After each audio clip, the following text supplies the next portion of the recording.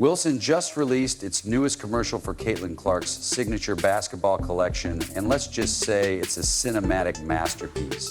If Caitlin Clark's on-court performance is poetry in motion, then this ad is her visual mixtape. And fans aren't just impressed, they're electrified. In less than a minute, Wilson was able to capture the essence of the Caitlin Clark phenomenon, her impact, her narrative, her relationship with fans, and the reason she's the undisputed face of women's basketball. Genuinely flawless, but the magic isn't limited to the marketing. The balls themselves are numerous miracles of storytelling, and every inch of the design shouts Caitlin Clark with a level of attention to detail and personalization that demonstrates Wilson wasn't just making a product, but also creating a legacy. I'll go into all the amazing details soon, but here's the headline. Caitlin Clark just became the second basketball player in history to receive a full Wilson signature line. The first was a man named Michael Jeffrey Jordan.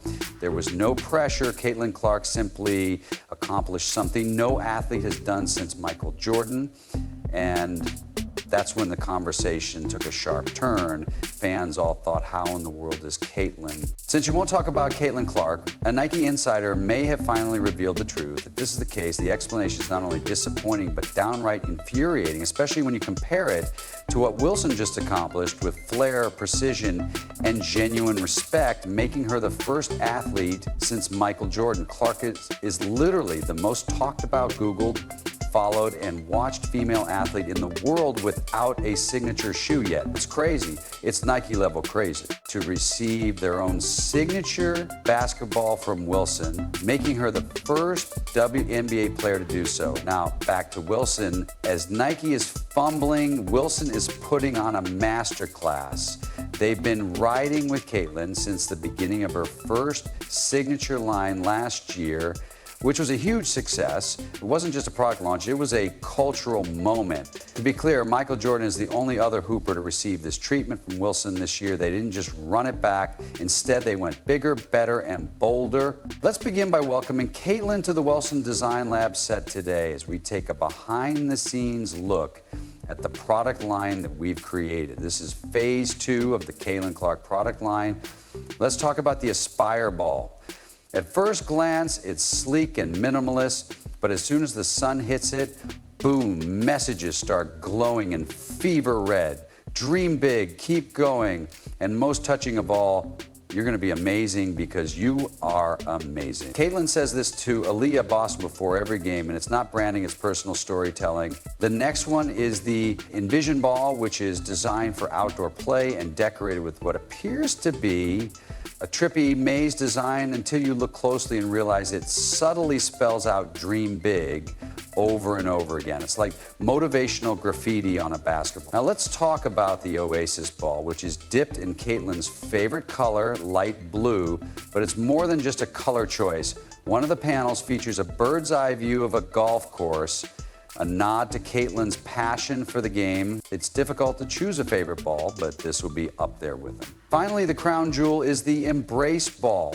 It's regulation-ready Evo NXT quality, built for real gameplay, meant that they had to keep the flashiness in check, but Wilson still worked their magic around the air hole. And tucked inside the Wilson logo is a soft sunburst pattern in, you guessed it, Caitlin's. Okay, so we have Oasis. I will say this is my favorite from Justina. At first glance, the pattern is somewhat abstract, depicting what water looks like. We're going to talk about this next. During one of your Fever home games, we were running some data, and it would sort of track noise and sound whenever you would make a play. How do we take that theme and put it into a design? Well, it was a little bit of a scientific. This is a high-quality basketball, which is what the real hoopers use in the gym. You can't pick a favorite, they're all amazing. Wilson could have stopped there, they already delivered the goods, but then they released the commercial, which was visually stunning, emotionally impactful, and unquestionably Caitlin. No gimmicks, no fluff, just hustle, heart, and hustle. Chanted defense by the Sparks fans, 6 on the shot clock, Clark deep, 3 feet on the hardwood, and the basketball in hand, guiding you and inspiring you to work on becoming the player you want to be, because the ball will always bring you back to your favorite place, calm, focused, and confident. This leads us to the sneaker closet where Wilson is setting the standard for signature athlete gear, while Nike, the self-proclaimed king of basketball, is. Word from a Nike insider indicates that the company's culture is still dragging its feet. This is a problem because with Caitlin Clark, you don't wait to believe, you act, you invest, you elevate. Wilson understood the assignment, and Nike is still looking for the syllabus.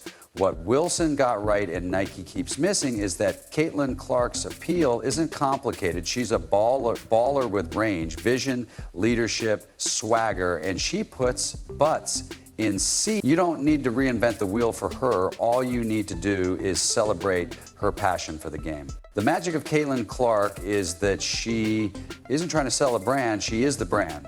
Watch her hit the court and it's intensely joyful and pure serotonin. She isn't chasing viral moments. They happen naturally because she is that good. Even her collaborations with Dude Perfect are must-watch events. And we are now 3 points behind the goal. We'll call it the negative. Caitlin Clark doesn't need any promotion of pre-game fits or anything like Nike's awful promotion, such as you can't win, so you care, ignoring her. And then there's Caitlin's recent media interview in which she talked about her injury and what she missed most. Not the cameras, not the attention, the game, the grind. That's who she is wired to win, and she is built to get better. I think sometimes the hardest part is just not being able to be involved in practice. Like, I love practice. I knew it was weakness. But this is the bounce back. So good, that's so good. Millions of views, endless engagement, and not a single gimmick in sight. When camp began, Stephanie White, the head coach of the Fever, did a fantastic job. She didn't discuss Caitlin's endorsements or social media following. Instead, she talked about her fire, prep, and hunger. Caitlin Clark shows up every day like it's a Game 7, which is why her fans adore her and why she's the face of this league for anyone who's been tuned in. This is the ultimate mic drop to that tired old take that Caitlin Clark was just handed fame on a silver. We'll go into more detail about how Nike fits into this mess shortly, but first, let's hear from legendary Hall of Famer Cynthia Cooper, who put it best. Caitlin Clark is an incredible beast who is the truth. She was a rookie, so she's right, knock down the three-pointer, get to the rim, and get to the free throw line. She's crafty, yes, very crafty, so sometimes she looks like she's coming off for a three-point shot and then backdoors you for a layup. Wilson didn't just release a product, they captured Caitlin's essence as a basketball player and a person. The end result is not only stylish, but it's downright inspirational. If anyone should be wearing her own sneaker line by now, it's Caitlin Clark, who has MJ-level charisma and gravitation. Where are the Kate Force ones, though? When you compare Wilson's tailor-made masterpiece to Nike's radio silence, you start to wonder if a shoe is on the horizon. But come on, Jordan had his signature sneakers in year one, and LeBron did too. When Nike sees a transcendent star, they usually sprint rather than crawl, so this makes no business sense.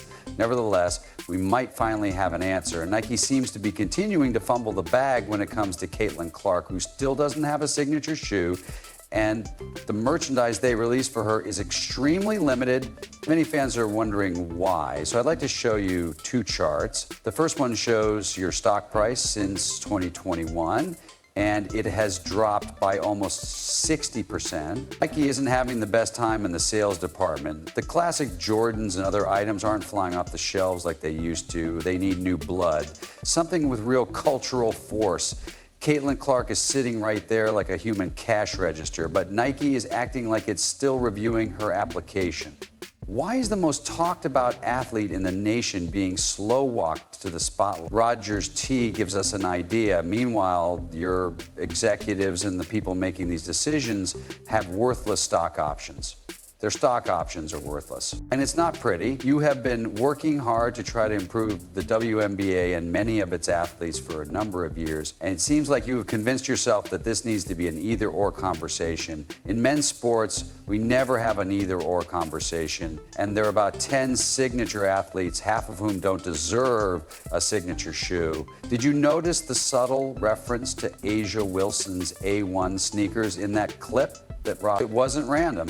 Additionally, do you recall how Nike abandoned Caitlin's Iowa homecoming game against Brazil? That was a huge event for Caitlin and the WNBA as a whole. The game pulled one after 15,000 tickets vanished in a matter of minutes. I don't know if you saw, but Caitlin's boyfriend reposted a tweet publicly criticizing Nike in front of 3 million TV viewers for an exhibition. I suppose it was an accident, but I'm going to assume you don't have internet or anything, because apparently Nike didn't say anything and they were radio silent. When the inner circle starts sounding alarms, it's a safe bet that something's wrong, and now we know what it is. It all comes down to A'ja and Wilson's on top. One of the best explanations I can think of is that you are wringing your hands and afraid to enter into this politically divisive conversation that has been co-opted by the media and pundits who are race baiting and doing all kinds of ridiculous things about women's basketball. And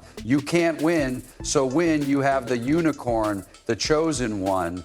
This theory that Nike hit the mute button to avoid overshadowing A'ja is now looking less like speculation and more like fact after Rodgers revealed the behind-the-scenes tea. It's practically a prove your tagline. You can't win, so win. Nobody is calling it out more clearly than Stephen A. Smith, who peeled back the layers and explained exactly why this is a generational miss. Then you have a lot of people who have come to the defense of numerous WNBA players because they were pointing out, like, this has been going on for a long time and people are starting to notice that Caitlin Clark is the one who everyone wants to hear from. And you are just sitting around Gatorade, State Farm, Gamebridge, Wilson Basketball, have all figured out how to have a point of view with Caitlin Clark. In some NBA circles, there is a clear sense of entitlement mixed with a thick fog of jealousy surrounding Caitlin Clark. To be fair, it's not personal. Most of these players respect Caitlin's insane talent. Legends, analysts, and fans constantly back her. However, there's also an unmistakable resentment, and it's so strong that it feels like the league itself is reluctant to ride her wave instead of embracing what she's built. When Kobe came along, there was resentment. The list goes on and on. So, in my opinion, there's nothing wrong with your animosity toward what she stands for. In fact, it's good because it increases the level of competitive fervor, so you all go out there and compete and get paid. However, it seems like there are some people in the WNBA who would prefer not to be in a very profitable position because of their animosity toward her, and they won't acknowledge it. I've been talking about it for months, and guess what? Nike's doing the same thing. They're holding a marketing gold mine, but they're being cautious, almost like they're waiting for everyone else to go first. It's possible that this hesitation is the reason why we won't see Caitlin's shoe until 2026. They want to give A'ja's line time to boost sales before the inevitable Caitlin tidal wave hits, because once her shoes are released, they won't just top the WNBA charts, they'll rival the biggest basketball shoes in the world, and it won't just be devoted fans who line up.